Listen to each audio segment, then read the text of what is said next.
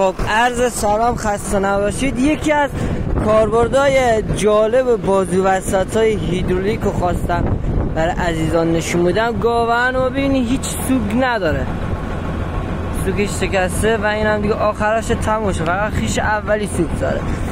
زمین هم خشکه، بعد موقعی که میخوایم گاون رو بذاریم روی زمین گاون نمیره پایین. با کمک بازو وسط این کار انجام میشه. بریم داخل ویدیو ببینیم.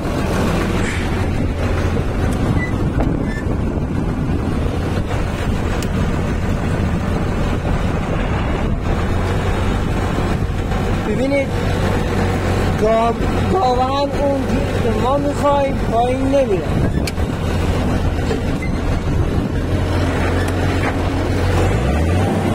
بازو وسط رو کمش میکنیم.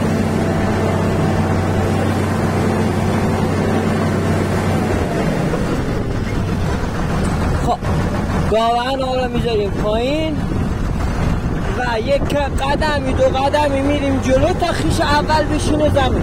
خیش اول که نشست زمین، بعد اون وقت دیگه بازو وسط رو میتونیم کنیم.